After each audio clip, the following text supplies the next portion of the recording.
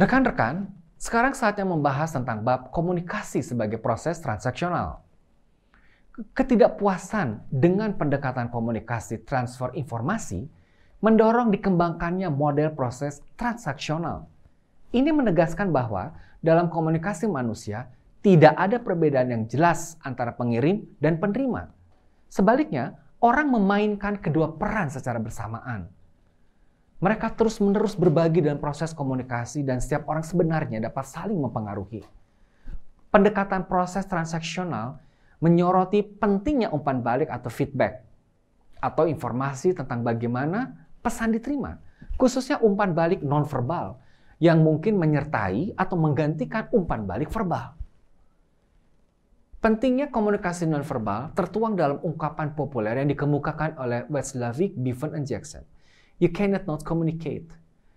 Manusia tidak bisa tidak berkomunikasi, pasti berkomunikasi. Dengan kata lain, seseorang tidak perlu berbicara untuk berkomunikasi, diam pun berkomunikasi.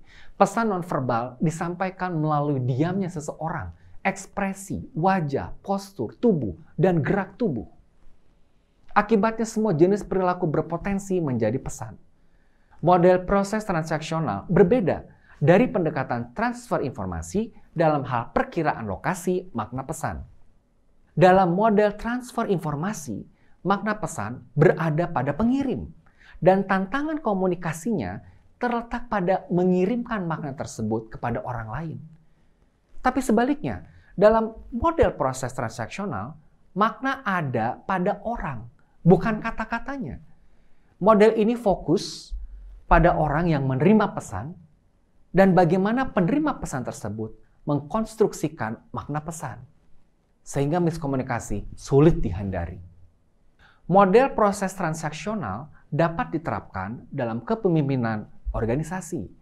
Gagasan mengenai kepemimpinan berkembang dari keyakinan yang sangat sederhana yang berlaku di masyarakat, bahwa orang-orang tertentu dilahirkan dengan keterampilan kepemimpinan. Hal ini berkaitan dengan anggapan bahwa kepemimpinan melibatkan transaksi antara pemimpin dan pengikutnya. Dengan demikian, para pemimpin yang sukses dapat membentuk makna yang diberikan oleh para pengikutnya terhadap apa yang dikatakan atau dilakukan oleh para pemimpin. Maka kepemimpinan adalah manajemen transaksional juga dari pemaknaan antara pemimpin dan pengikutnya. Jika dalam model transfer informasi, ukuran efektivitas seseorang pemimpin hanya terletak pada kemampuannya untuk menyampaikan pesan inspiratif, sebaliknya, model proses transaksional memprediksi bahwa pemahaman bersama akan muncul antara seorang pemimpin dan pengikutnya dari waktu ke waktu melalui komunikasi. Berikutnya adalah tentang komunikasi sebagai kontrol strategis.